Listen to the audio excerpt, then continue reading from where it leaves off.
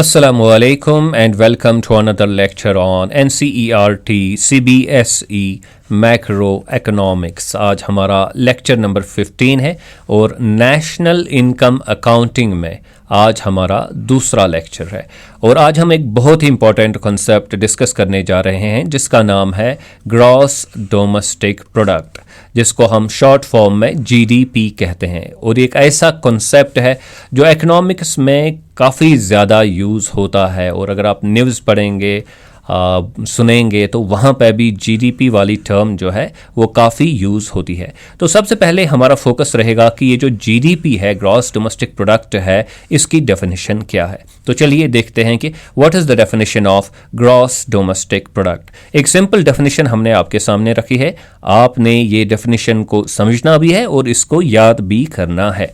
तो चलिए देखते हैं कि डेफिनेशन क्या है। Now definition is the market value of all the final goods and services produced in the domestic territory of a country during a year। तो बड़ी डेफिनेशन नहीं है, इजी डेफिनेशन है। थोड़ा बहुत इसको ब्रेक डाउन करते हैं और समझने की कोशिश करते हैं कि इस डेफिनेशन में क्या बताया गया है। द मार्केट वैल्यू, यानी कि मार्केट वैल्यू हमने देखना है, बाकी चीज़ें हमने नहीं देखनी है। स्ट्रेट अवे हमने ये देखना है कि कोई चीज़ मार्केट में कितने की बिकती है, market value of all the goods and services. लेकिन किन चीज़ों का मार्केट वैल्यू हमने देखना है? Final goods and services. Okay, तो ये चीज़ भी आप देख सकते हैं। और ये कहाँ पे बनती है ये final goods and services? Produced in the domestic territory of a country. एक कंट्री की जो अपना एरिया है उसका, वहाँ पे जो गुड्स एंड सर्विसेज बनती हैं उनका हमने मार्केट वैल्यू देखना है। और कितने अरसे के लिए ये बननी चाहिए, जिनके लिए हमने मार्केट वैल्यू देखना है? ड्यूरिंग ए ईयर, यानी कि एक साल में जो चीज़ें बनती है एक इकॉनमी में, एक कंट्री में, उसकी डोमेस्टिक टेरिटरी में जो भी फाइनल गुड्स एंड सर्विसेज बनते हैं तो उनका हमने क्या देखना है? उनका हमने मार्केट वैल्यू देखना है। अगर आप इस डेफिनेशन पे फोकस करेंगे, गौर करेंगे, तो इस डेफिनेशन में हमारे लिए 4 चीज़ें जो है वो सामने आ जाती है जो काफ़ी इंपॉर्टेंट है इस डेफिनेशन के कॉन्टेक्स्ट में। पहली चीज़ है मार्केट वैल्यू, तो आप देख सकते हैं द मार्केट वैल्यू। ओके, और दूसरी चीज़ है फाइनल गुड्स एंड सर्विसेज, तो यहाँ पे आप देख सकते हैं final goods and services. Okay, तीसरी चीज़ है domestic territory, produced in the domestic territory. और चौथी चीज़ है ईयर, ड्यूरिंग ए ईयर, तो एक साल के लिए। तो मार्केट वैल्यू हमने देखना है किन चीज़ों का? फाइनल गुड्स एंड सर्विसेज का।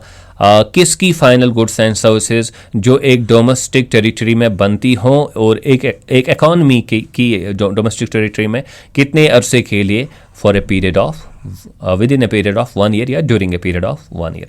तो अब हमने क्या करना होगा? हमने एक एक करके इन डेफिनेशंस को, इन पॉइंट्स को समझना होगा ताकि जीडीपी की डेफिनेशन जो है वो हमारे लिए क्लियर हो जाए। तो सबसे पहले क्या है? Market value.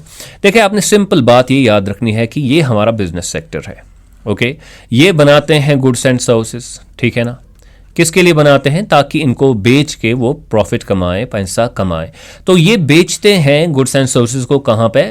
प्रोडक्ट मार्केट में। और इन चीज़ों को खरीदने वाला कौन होता है? हाउस होल्ड सेक्टर वाले भी होते हैं, गारमेंट सेक्टर वाले भी होते हैं, एक्सटर्नल सेक्टर वाले भी होते हैं, और खुद ये बिजनेस में जो फर्म्स हैं वो भी इनको खरीदने वाली होती हैं। एक फर्म बनाएगी कोई चीज़ तो दूसरी फर्म उस चीज़ को खरीदेगी, ठीक है। अब हमने इसके साथ क्या करना है? हमने ये समझनी है बात कि भाई जो मार्केट में टोटल अमाउंट की ये गुड्स एंड सर्विसेज बेची गई या खरीदी गई, तो वही हमारा मार्केट वैल्यू है। यानी कि टोटल हमने देखना है कि सब प्रोडक्ट्स जो बने एक कंट्री में वो कितने के बिके, उनका प्राइस, टोटल प्राइस कितना हुआ, वो कितने के खरीदे गए एक ये जो प्रोडक्ट मार्केट है वहाँ से। So this is our market value, ठीक है ना? तो ये फाइनल गुड्स एंड सर्विसेज, ये बिजनेसमैन जो बनाते हैं। दूसरी चीज़ क्या है? Final goods and services. अब ये फाइनल गुड्स एंड सर्विसेज क्या है? What are the final goods and services? तो जो हमारे प्रोडक्ट्स होते हैं उनके 2 टाइप्स होते हैं, गुड्स एंड सर्विसेज।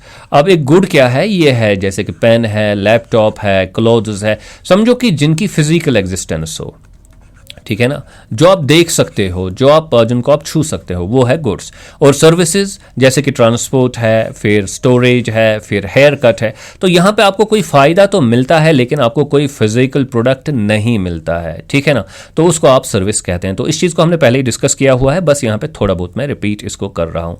लेकिन हमने जो प्रोडक्ट्स या जो गुड्स एंड सर्विसेज को इंक्लूड करना है वो प्रोडक्ट्स और गुड्स एंड सर्विसेज है जो फाइनल होंगे। अब फाइनल का मतलब क्या है, हमारे प्रोडक्ट्स जो होते हैं उनको दो कैटेगरीज में डिवाइड हम कर सकते हैं। एक है फाइनल और दूसरा क्या है, इंटरमीडिएट। अब ये इंटरमीडिएट क्या है, ये वो प्रोडक्ट है जो इस्तेमाल होता है, कन्वर्ट होता है दूसरा प्रोडक्ट बनाने में, ठीक है। जैसे कि आप रॉ मटेरियल यूज़ करते हैं, फिर कोई प्रोडक्ट रॉ मटेरियल के ज़रिए से बनता है, जो जब तक ये जो प्रोडक्ट बनता रहेगा, फाइनली एक ऐसा प्रोडक्ट बनेगा जिसको लोग इस्तेमाल करेंगे, ठीक है ना, या कोई मशीनरी वगैरह बनेगी, तो उसको आप फाइनल प्रोडक्ट कहेंगे, जो डायरेक्टली फिर इस्तेमाल होगा लोगों के ज़रिए, या फिर वो जो है फर्दर मॉडिफाई नहीं होगा, तो उसको आप फाइनल प्रोडक्ट कहेंगे। जो फर्दर मॉडिफाई नहीं होगा, मॉडिफिकेशन के बगैर ही वो इस्तेमाल होगा। तो हमने कैलकुलेट करना है किसका, फाइनल गुड्स एंड सर्विसेज का वैल्यू या मार्केट वैल्यू, ओके। तो इसके बाद अब हमने क्या देखना है, हमने देखना है तीसरी चीज़, वो है डोमेस्टिक टेरिटरी। अब डोमेस्टिक टेरिटरी का मतलब क्या है, what is the meaning of domestic territory of a country. Simply आप इस वक्त याद रखिए कि जो कंट्री की बाउंड्री होती है उसके अंदर जो भी प्रोडक्ट यानी गुड बनेगा, कोई सर्विस बनेगी, तो उसको आपने इंक्लूड करना है विद इन द टेरिटरी। अगर इस कंट्री का कोई बंदा है, फॉर एग्जाम्पल एक कंट्री है, वो दूसरी जगह कोई चीज़ बनाता है तो उसको आप इंक्लूड नहीं करेंगे। इसी तरह अगर दूसरी जगह कोई चीज़ बनी है, वो आपकी कंट्री में दाखिल होगी, तो उसको भी आप इंक्लूड नहीं करेंगे। वही इंक्लूड करेंगे जो आपकी कंट्री में, जो एक पर्टिकुलर कंट्री में प्रोडक्ट या सर्विस बन रहा हो। So that is what we mean by domestic territory. अब लास्ट पॉइंट हमारा है ड्यूरिंग ए पर्टिकुलर ईयर।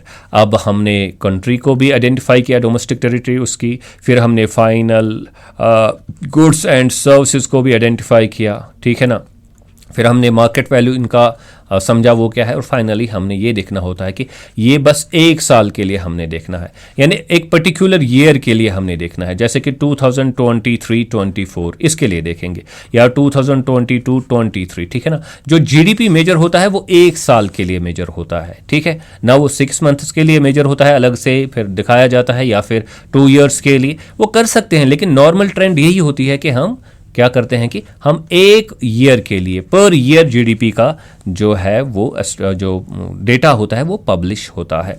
तो आई होप कि आपने ये समझा द मार्केट वैल्यू क्या है of the final goods and services, इसका मतलब क्या है, produced in the domestic territory of a country, इसका मतलब क्या है, ड्यूरिंग ए ईयर या कैलेंडर ईयर जो है, या ड्यूरिंग ए फिस्कल ईयर भी आप इसको कह सकते हैं। तो वो चीज़ भी आपने समझी होगी, ठीक है।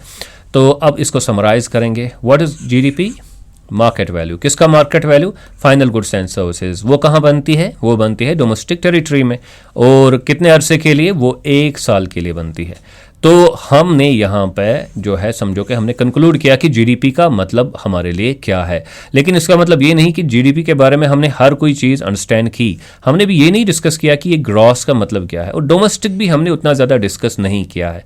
आने वाले लेक्चर्स में हमारा फोकस रहेगा और काफ़ी सारी और चीज़ों पे जो हमने समझनी होती है नेशनल इनकम अकाउंटिंग में, जिनसे हमारे लिए जीडीपी का कॉन्सेप्ट जो है वो फर्दर क्लैरिफाई होगा।